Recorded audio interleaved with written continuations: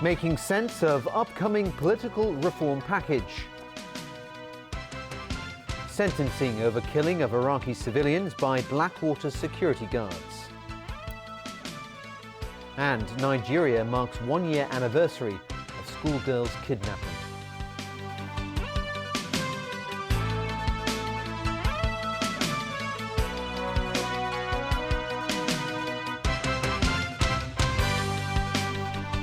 Good evening. Government sources have revealed that the administration's political reform package will be tabled at next Wednesday's Legislative Council session. Chief Executive Leung Chun-ying says he is confident it will win the support of lawmakers. Speaking before the weekly Executive Council meeting, the CE stressed he has confidence in the constitutional reform package his government is about to unveil. Leung Chun-ying believes the proposal will have the support of the public and that it will help implement universal suffrage for the first time in Hong Kong's history. He also emphasized that he has confidence in getting enough votes from lawmakers to get the package passed. According to government sources, the proposal for the 2017 chief executive election will be put forward to LegCo next Wednesday. It will need 2/3 of legislators to endorse it to be passed. The vote is expected just before the LegCo summer recess. Under Beijing's framework set last August, there will be a nominating committee of 1,200 people from 4 major sectors, similar to that of the 2012 election. There will be 2 key stages for nominating candidates: recommendation and nomination. First, anyone interested in running will need a minimum of 120 recommendations, that is, from 10% of nominating committee members, to become a CE hopeful to enter the next stage. The number of recommendations will be capped at 240. This arrangement could churn out 5 to 10 CE hopefuls. Then the next stage over the nomination of candidates involves a secret ballot by the 1,200 committee members. Each member must nominate a minimum of 2 people. There will be no cap on how many they want to nominate. According to Beijing's framework, each CE hopeful needs more than half of the committee members' votes, that is, at least 601 votes, to become a final candidate in the one-person, one-vote election. A maximum of 3 hopefuls with the highest number of votes will become final candidates. If only 2 get more than 601 votes each, then these 2 will become final candidates. And if only one person gets more than 601 votes, the entire nomination process will have to start all over again. Well, Chief Secretary for Administration Carrie Lam will be meeting the Pan-Democrats starting tomorrow in a fresh bid to win their support for the reform package. Sources say the government is focusing on trying to persuade certain political parties to change their stance. More on that from Evelina Leung. Sources point out that the central government has stressed from the very beginning that the country's sovereignty and security has to be taken into account over Hong Kong affairs. But Beijing also believes the opinion of the people has to be considered in order to come up with a proposal that it feels is acceptable to Hong Kong. The central government has also stated clearly it will not give in to the opposition. Here in Hong Kong, government sources said the administration will not count on the support of certain pro-democracy parties, such as the Civic Party or the Labour Party. Instead, it will focus on winning the backing of the Democratic Party and the Association for Democracy and People's Livelihood. It's believed that Beijing considers the Democratic Party to be more rational and that it loves the country.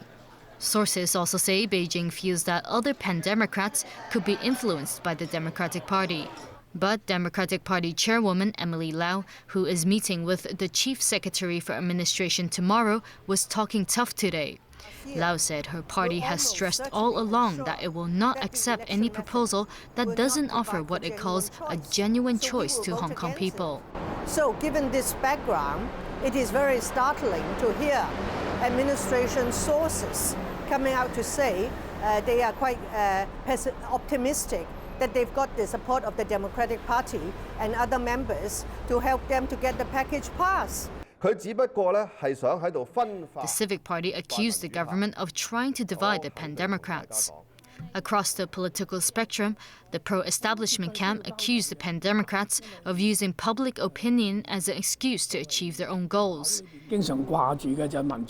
Ip Kok-him of the Democratic Alliance for the Betterment and Progress of Hong Kong said the Pan Democrats are against the government's proposal because they fear they won't have enough support to field candidates in the 2017 chief executive election.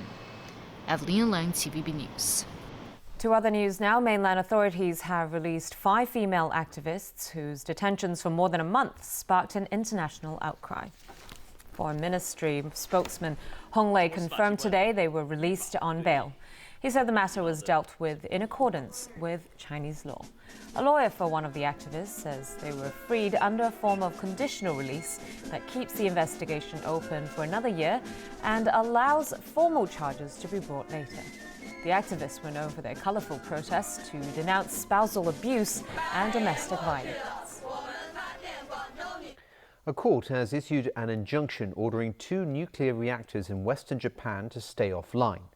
The decision could delay plans to restart all 48 Japanese nuclear reactors slated for later this year.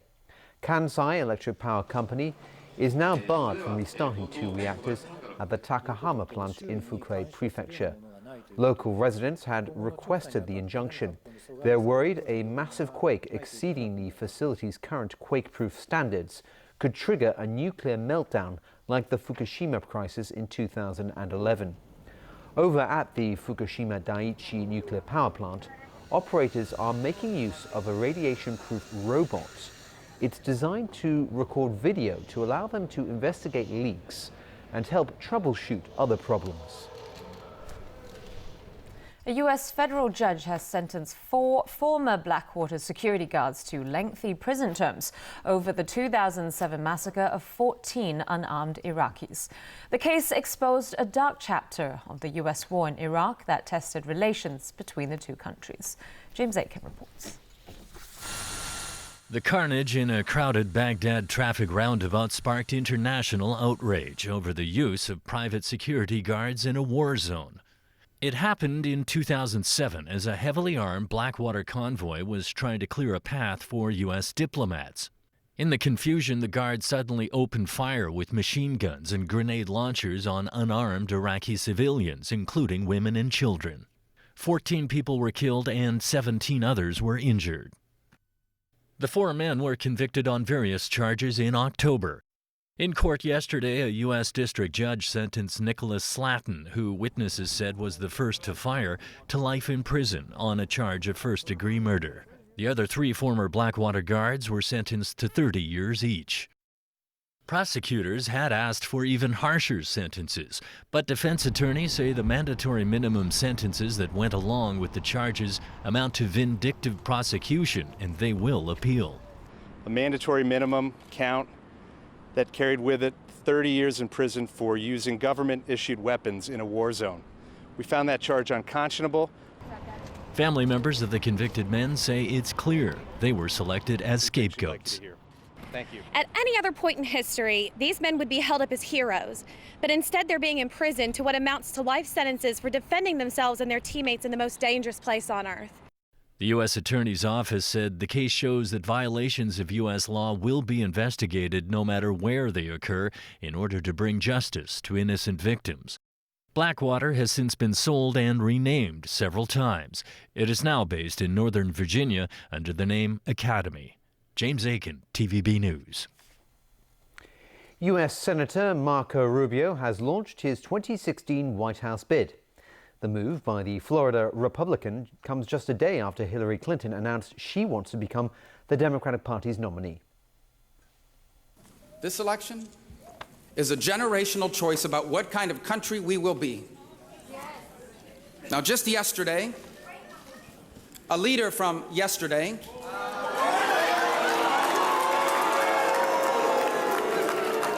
began a campaign for president by promising to take us back to yesterday. Our country has always been about the future. And before us now is the opportunity to author the greatest chapter yet in the amazing story of America. But we can't do that by going back to the leaders and ideas of the past. We must change the decisions we are making by changing the people who are making them. Rubio also presented himself as an alternative to another famous Florida Republican and expected 2016 rival, former state governor Jeb Bush. The son of Cuban immigrants is the third Republican after fellow senators Ted Cruz and Rand Paul to seek to become their party's presidential candidate. Russian President Vladimir Putin has lifted a 5-year ban on delivery of air defense missile system to Iran. The S-300 would significantly boost the Islamic Republic's military capability. It's expected to be delivered by the end of the year. Russia signed the $800 million contract to sell Iran the missile system in 2007, but suspended delivery because of strong objections from the United States and Israel. Iran responded to the ban by filing a lawsuit in an international court. Moscow now says the preliminary agreement on settling the Iranian nuclear standoff struck earlier this month made the ban unnecessary. U.S. Secretary of State John Kerry has asked Congress for the space and time to complete the nuclear deal with Iran, which is coming under greater scrutiny in both houses. And still ahead in the news tonight. Tragic end to last week's traffic accident in Kowloon Tong. Quite a feat at Prince of Wales Hospital. And Liverpool keeping its Champions League hopes alive.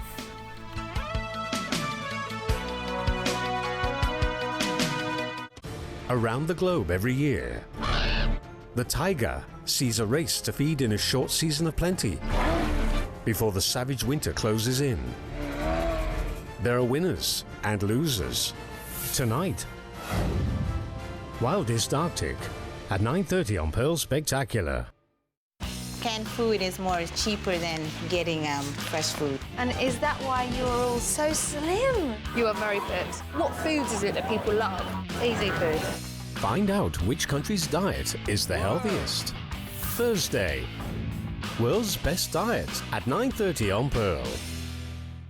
Influenza is spread by droplets. To prevent influenza, you should open windows to maintain good indoor ventilation and observe personal and environmental hygiene. Always wash your hands. Cover your nose and mouth with tissue paper when sneezing or coughing. Wear a mask if you have symptoms of respiratory infection. See a doctor if symptoms persist or deteriorate. To protect yourself and family members, get vaccinated every year. To stay healthy, let's fight influenza together. Good morning. This is Criminal Law 100, or as I prefer to call it, How to Get Away with Murder. Coming soon to Pearl.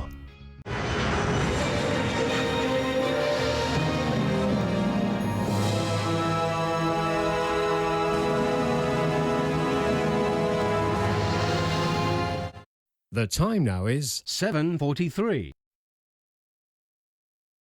The time check was brought to you by Seiko.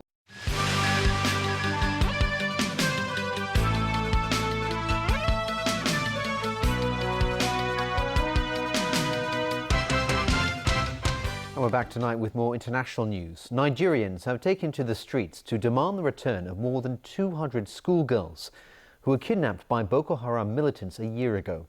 But while Nigeria's president-elect insists his government will do everything it can to bring them home, many are being turned into vicious killers or sex slaves. Sonia Artera reports. It was 1 year ago today when Boko Haram abducted 276 girls, secondary students from a school in the town of Chibok. Because attempts to rescue them have failed so far, Nigerians held a silent march in Abuja to express outrage. The Chibok girls, they dare to be educated, and what have they gotten? They've been abducted for 364 days. Many wore red tape over their mouths to symbolize the stolen voices of those kidnapped. This is their way of pressuring President-elect Muhammadu Buhari to make the girls' rescue his top priority. Bring back our girls now and alive! Many believe former President Goodluck Jonathan's failure to secure their release is the reason he wasn't re-elected.